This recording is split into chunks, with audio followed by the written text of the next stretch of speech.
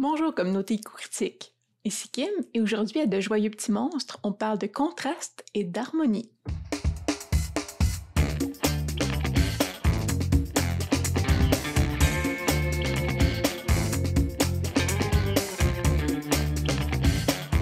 Les contrastes permettent de rendre votre miniature plus lisible, plus agréable à l'œil en créant de la diversité.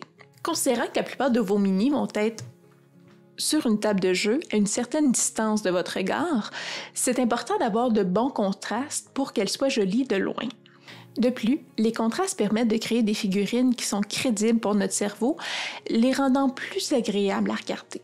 En soi, un contraste signifie qu'il y a une différence. Ça peut être une différence en termes de grosseur, de texture, de forme, de lumière, mais la plus évidente et la plus facile à faire, c'est un contraste au niveau de la couleur.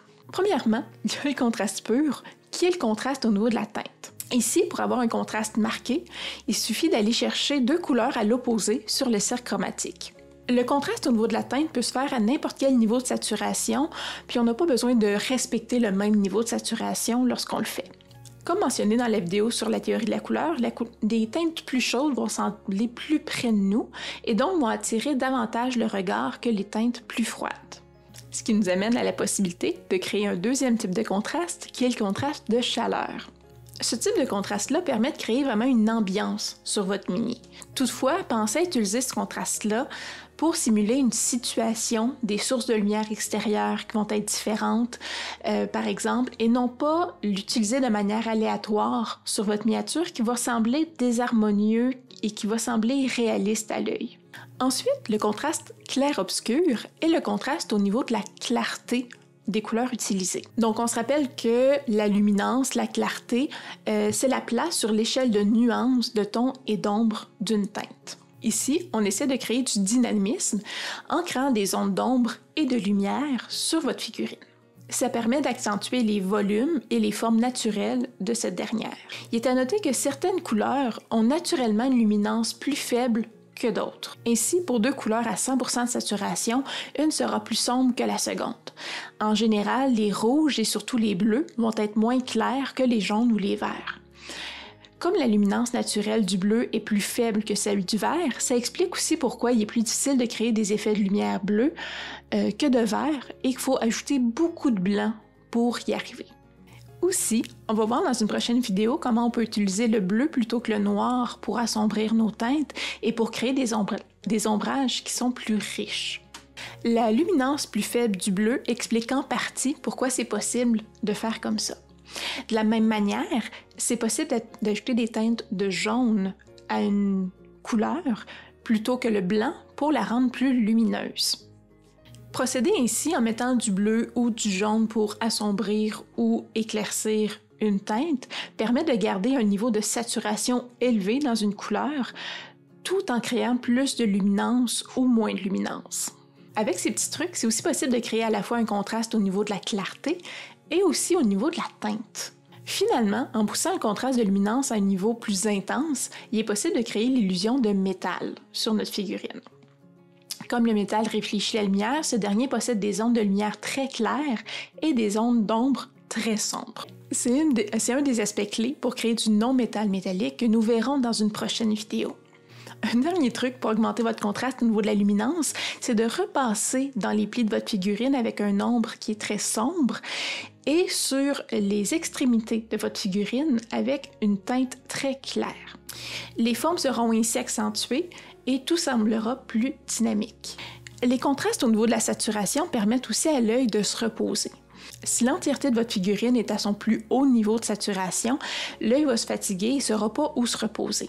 Jouer avec les contrastes à ce niveau permet de focusser sur les zones les plus importantes de votre figurine. Comme pour les autres types de contrastes, les endroits plus saturés vont attirer le regard et les endroits désaturés vont permettre à l'œil de se reposer. Pour créer un contraste au niveau de la texture, vous pouvez utiliser des pigments ou des produits spéciaux pour rendre vos bases plus rugueuses, plus poussiéreuses, en comparaison avec une armure lisse et propre.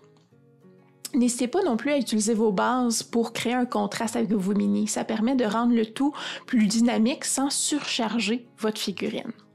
Un contraste au niveau de la texture peut aussi se faire en créant de l'usure sur une armure, par exemple, donc en créant des égratignures sur certains endroits, donc sur l'armure lisse ou sur les armes, par exemple. C'est aussi possible de créer des textures différentes au niveau des vêtements, donc un gros lainage versus une chemise plus soyeuse. Donc les textures peuvent se faire aussi à l'aide de la peinture. Comme mentionné précédemment, lorsque vous allez créer un contraste sur votre figurine, cette zone aura tendance à attirer le regard. Créez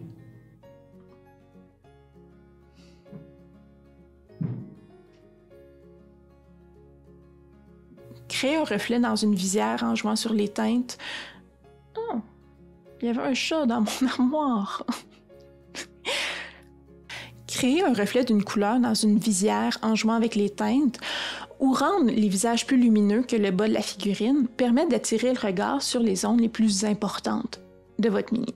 Il est à noter que vous n'avez pas utilisé toutes les sortes de contrastes sur votre miniature, mais c'est des outils dans votre petite boîte à outils que vous pouvez sortir et combiner comme vous le voulez, quand bon vous semble. Un autre truc pour rendre votre mini dynamique sans la surcharger, c'est de réduire le nombre de couleurs utilisées. Habituellement, on va essayer de tourner autour de 3 ou 4 couleurs et jouer avec la clarté et la saturation de ces dernières. De plus, la répartition de la couleur ne se fait pas la plupart du temps de manière égale. Une couleur va servir de couleur dominante, une deuxième va servir de couleur support à cette couleur dominante et finalement, on va avoir une couleur accent qui est en très petite quantité, mais qui vient donner de la vie à certains éléments. L'agencement de ces différents contrastes permet de créer ce qu'on appelle des harmonies. Les harmonies monochromatiques utilisent une seule teinte, mais jouent avec les contrastes clair-obscur. Sur ces mini, on peut voir aussi les différences au niveau de la clarté générale. Daredevil est plus sombre alors que Scarlet Witch joue dans les zones plus claires. Toutefois, les deux possèdent un contraste au niveau de la clarté. Les harmonies complémentaires permettent d'aller chercher deux couleurs opposées sur le cercle chromatique. Ici, on peut voir que bien que les deux figures utilisent les mêmes couleurs, la figure de Hulk est beaucoup moins saturée que celle de She-Hulk, créant deux aspects différents, une plus réaliste et une plus près des comic books. Les contrastes complémentaires adjacents permettent d'aller chercher une troisième couleur afin de dynamiser la figurine. On demeure dans les opposés du cercle chromatique, mais avec plus de teintes d'un côté du cercle. Ici, on utilise les bases pour compléter ces contrastes. Le jaune et le rouge orangé sont utilisés sur la base de Quicksilver en complémentant le bleu de son costume, et du côté d'Enchantress, le mauve s'oppose au vert profond et aux teintes jaunes du haut de la figurine. Les harmonies tétradiques permettent de jouer avec 4 couleurs différentes, mais toujours en respectant les proportions pour ne pas surcharger la figurine. On peut voir Wong avec son costume principalement vert, avec le jaune en support, et la base contraste avec le mauve et le rouge. Pour Jean Grey, le jaune et le bleu créent un contraste fort sur le costume, mais le roux des cheveux et le violet de la base créent des accents allant chercher des teintes près des couleurs principales pour rendre le contraste moins agressif. Les contrastes triadiques sont fréquents dans l'univers des comic books, mais permettent aussi de voir l'importance des proportions. En utilisant les mêmes couleurs, on peut voir que le jaune, le bleu et le rouge ne sont pas utilisés de la même manière pour Doctor Strange et Wolverine, le premier ayant une dominance bleue et le second une jaune. Finalement, les harmonies analogues vont chercher les teintes voisines sur le cercle chromatique. Magneto se retrouve avec des teintes généralement plus chaudes, dont le rouge, le violet et le mauve, et Nebula des teintes semblables mais plus froides, soit le violet, le mauve et le bleu. Du côté de Hydra Bob, on utilise des teintes de vert profond jusqu'au jaune et même en ayant un accent d'orangé sur son arme. On peut voir aussi sur les 3 mini que les bases ou les accessoires sont beaucoup moins saturés que les figurines en soi, amenant l'œil sur les personnages et non sur l'environnement. Voilà! Dans une prochaine vidéo, on va s'attaquer plus particulièrement à la luminance et comment garder des couleurs bien saturées tout en jouant avec la clarté des teintes. Mais pour le moment, j'espère que cette vidéo d'application de la théorie des couleurs vous aura aidé. Si vous ne voulez pas manquer les prochaines capsules, n'hésitez pas à vous abonner à la page, cliquez sur la petite cloche pour ne rien manquer. Aussi, laissez vos commentaires sous la vidéo, c'est tout le temps un plaisir pour moi de vous répondre, de lire ce que vous avez à dire et de partager avec vous. Et sur ce, bonne peinture! Bye!